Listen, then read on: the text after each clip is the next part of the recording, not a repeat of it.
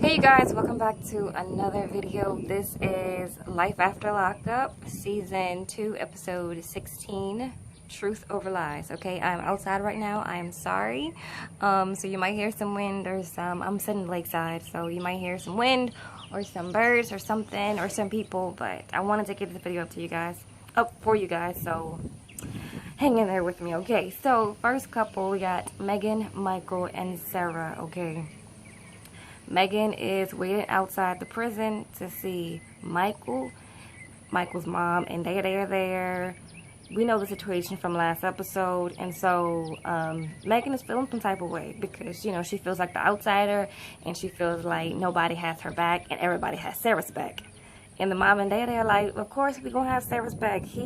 So Michael's mom and Day are going to have Sarah's back because Sarah is married to him, right? So to Megan, that don't make sense, okay? She wants them to be there for her and play these games. And I'm with Mama and Day. So Mama feels bad for her, and she goes to sit in her car, and she's like, look, does he want you here? Like, what is really going on? And Megan is like, yeah, he wants me here. I didn't seek him out, and he sought me out and everything. And Michael's mom is like, yeah, girl, we know that. But, like, did you know that he was, like, did him being married change anything for you? And Megan is like, no. Okay, so that's basically what it is. Michael's mom is like, look, you stay over there, and I'm gonna stay over here, and we gonna be separate if you gonna be in Michael's life still. And so she's like, make sure, you know, if you talk to him or whatever, drop him off in my house at a certain time because, yeah. And so Megan's like, okay. And so Michael comes out, the culprit himself, the reason why all of this is happening, okay? He comes out and he is like, hey, what's up? You know, he sees his mama. His mama's like, boy, zip your jacket up, okay? Why? It's cold, okay? And she kind of tries to like have a small talk with him and everything, and he goes to see Day, his sister, and Day is like, look, I don't like Megan, okay? She tried to come for me and she was being disrespectful. I'm your sister, why is she being disrespectful? And you know Michael don't care about none of that, okay? He's like, whatever, okay? So then he goes to see Megan, and Megan is like, you know, we need to talk because we got a lot of things to talk about. He like, you look good, and she like, I know I look good, so let's go talk. And so they go to talk at like a cafe and everything, and basically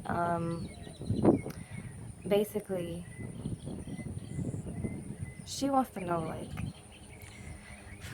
she knows all the questions that she's asking Michael at this point, but she wants him to tell her something different. I mean, I don't know. She's like, do you love Sarah? Like, why did you get married with Sarah in the first place? And he was like, I only got married with Sarah because for my kid, so I can see my kid. And we're like, are you sure that's the reason? Because so he says, yeah, that's the reason. And she's like, were there any other like girls that you were talking to? And he's like, what you mean girls? Like, you know how Michael do, okay? Michael evades the questions. Like, you know, he's a professional at evading questions.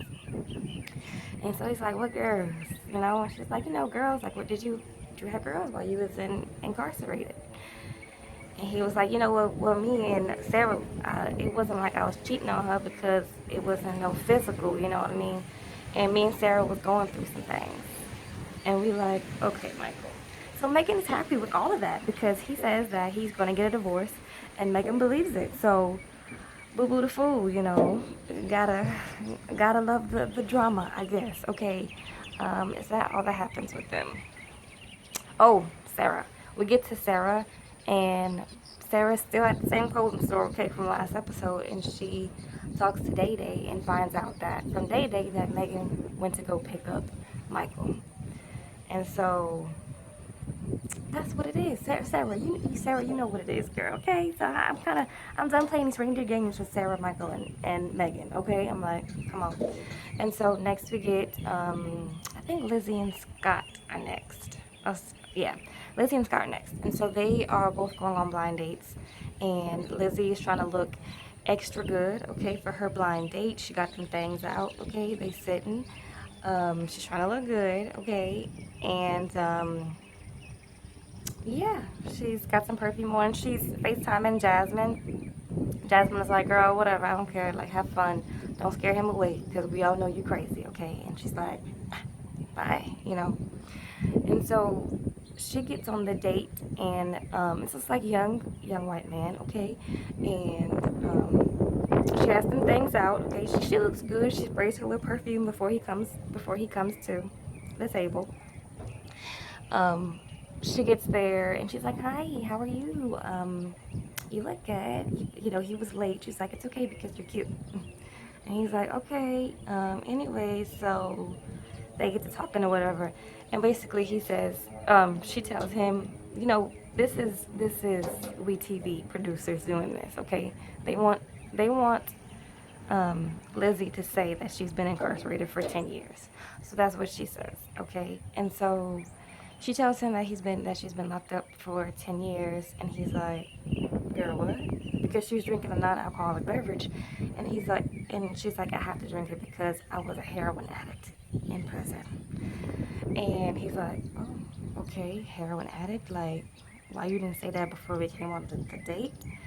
And so he's like, okay, this is gonna be a short dinner, okay? So then we get to Scott, and then we get to Scott, and Scott is basically like, he's on a date with Alexis, and he tells her, you know, that, you know, he used to date a woman who was addicted to heroin, girl, and he spent $142,000 on her. $142,000, okay? And Alexis is like, so you telling me that if I ask you for some money right now, and you don't even know me like that, if I ask you for some money for a yoga studio, and you would give it to me, and then 4 months later, like, I probably would just drop you. You knowing all of that, would you still give me the money? And he was like, yeah, I probably would still give you the money. And she was like, let me tell you something, and I'm gonna be really nice with you. You crazy, okay? And you insane, and you need some therapy, and you need some help. Okay, all of that. But she was like, do you want some of this crab cake? Because this crab cake looking good. I'm not about to let it get cold. So you gonna split it with me or what? And so he's like, yeah, that's fine. And then he gives her the flowers and stuff. He forgot to give her the flowers. He was so damn nervous. He gave her the flowers, and she was like, you supposed to give this at the beginning, and I'm gonna put this to the side? Because you're crazy, and I'm trying to eat this food real fast, okay? And so he pays for the dinner and everything. And so we get back to Lizzie. And basically, Lizzie, the man, after hearing all that, the man was like, girl, you ate too much food. You ordered the steak and the lobster, and I'm not paying for that. So we splitting this bill because, you know, I didn't tell you to order that. I only ate a salad. So we're going to split this bill, and you pay for what you pay for, and I'm going to pay for my salad, okay? And she was like, oh my gosh, I'm used to a more traditional man. I'm somebody who's willing to pay everything for me, and I don't really understand this. And yeah, and so basically that's not gonna work for Lizzie, okay? And she explains how hard it's gonna be because on the dating apps you get guys who are not her type, okay, basically. And so she's like, it's gonna be a struggle. And then we get another scene from her when she is with her co-worker, and she's trying to explain to her co-worker like what she wants in a person. And she was saying that he has to be like a Christian, he has to be a good guy and an animal lover, but then he also has to have a little bad boy in him and give her all his money, basically. She didn't say that part, but that's exactly what she wants. She only wants the money, pretty much, and she wants you to have a little spice. That's it. So, girl, good luck on finding that person. If it's Scott, then I'm just going to settle for Scott, okay? Anyways, okay, that is it for Lizzie and Scott. Next, we're on to Brittany and Marcelino. So, Brittany is basically, she's a stay-at-home mom, okay? And she is tired of being a stay-at-home mom. She's tired of being pregnant, and she's tired of taking care of Giovanni all the time and cooking food and having to do it by herself, okay? And Marcelino is doing professional poker like 3 nights a week, and so he is not there on nights. And she's like, look, like, I'm tired of all of this. Like, in prison I ain't have to do none of this, and now I have a dog, I got a kid, and one on the way, and I gotta cook, and I gotta clean, and I don't have time for this. So, and he's like, I'm the only one bringing an income, sis, so you gonna have to suck it up. And she's like, but you don't even get along with my friends. And he was like, look, I'm not with your friends, I'm with you, okay? And so that was pretty off. That was pretty much all for Brittany and Marcelino. So next we have Clint and Tracy, okay? Clint is, he's dealing with Tracy. Tracy is gonna be, she has a day left of parole, and she's excited, but she still wants to meet his mama, okay? She is pushing that she wants to meet his mama. So her and Clint are just gonna surprise his mama, basically, and ride to her house and make that woman meet Tracy. And, Clint is nervous because his mama already told him that he had wanted nothing to do with, she wanted nothing to do with Tracy, okay? But Tracy's like, no, make your mama talk to me. And he's like, okay. So they got dressed and everything, and they rode to Clint's mama's house.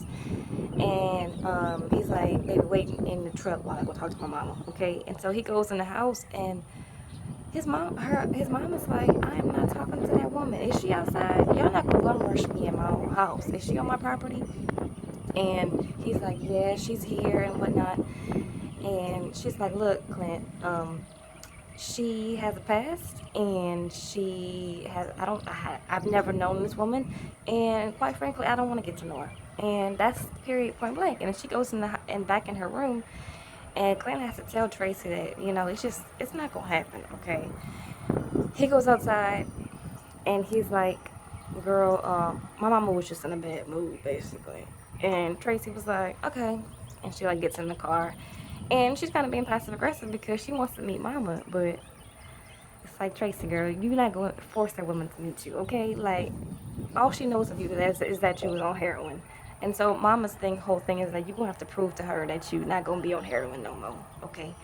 Anyways, that's all for Clint and Tracy, pretty much. Next we get Lamar and Andrea, okay? Andrea is with her daughter, I forgot her name, Nyla.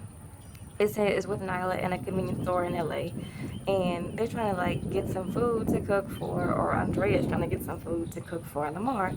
Nyla's not having it, okay? Nyla's like, look, her mom asked her like, if I get the pork loins and I get some chicken, are you gonna cook the chicken and I'll cook the pork loins? And Nyla's like, girl, I ain't cooking nothing. Let me tell you something. I'm about to eat some ramen noodles, and I'm about to go sit in my room, and that's that on that, okay? And Andrea's like, you know, shouldn't be like that or whatever. And she gets a call from a FaceTime from her Mormon friends. And she's basically telling her Mormon friends that Nyla and Lamar basically had some type of relationship while he was out. And to the point where they were thinking about it, maybe Andrea's stretching the truth. Because I'm like, I don't know, Nyla seemed like she would never do that, but Andrea was saying it was to the point where Nyla was thinking about changing her last name to Lamar's last name, okay? And that when he got locked back up, Nyla felt very betrayed. And she was like, I don't want nobody coming in and out of my life. And she's like, I feel for my mama because Lamar is coming in and out of her life, and she's in love with him, you know? And so Nyla's like, but for me, I'm not going to deal with that foolishness. Like, I gave Lamar a chance, and he didn't meet up to that chance, and so she's like, I'm done with him. Okay, and Andrea gets emotional talking to her Mormon friends, and so Nyla, being the good daughter that she is, she goes to like, you know, comfort her mama, even though she has no comfort because her mom, you know, Andrea is basically fucking up her kids. Like, they are really good kids, but Andrea is just like putting them through like an emotional tornado, and I really feel for them kids. Like, that's got to be hell. Like, your mama is basically going up and down and forcing you to move to LA to be with this man that she barely knows and marries this man that she barely knows, and it's a mess. And I really feel for her, for them kids, because they have a lot more sense than Andrea does. So prayers to them kids, y'all. Prayers to them kids.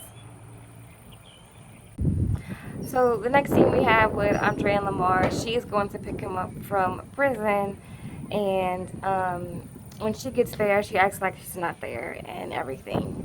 And she acts like she's at home, and she's like, oh, he calls her from the, those things are so from the telephone booth.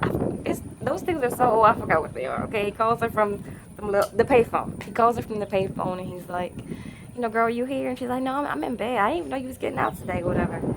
And we like, okay. Their relationship might be cute if it wasn't involving her 3 kids and her being irresponsible with these 3 kids and dragging them through her relationship turmoil. It is crazy.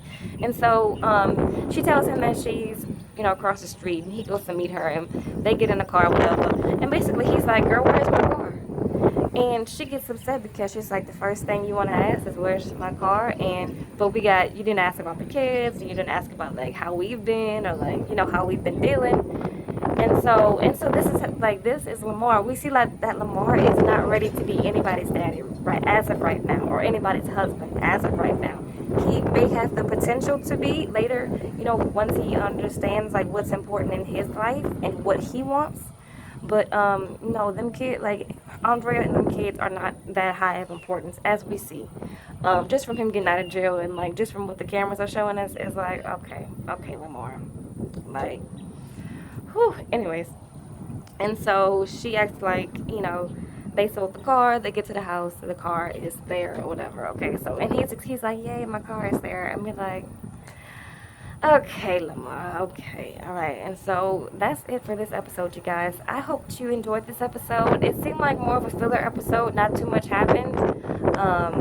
The best part, of course, was my girl Lizzie and Scott. Okay, their part is always the most entertaining. Anyway, let me know if you guys liked it. I'm sorry that I'm outside and y'all might pick up some background noise, but like the video if you liked it, subscribe if you're not subscribed, hit me up on social media, and of course leave me comments down below to tell me if you guys liked it or if I missed anything. I love you guys, and I'll see you guys in the next video.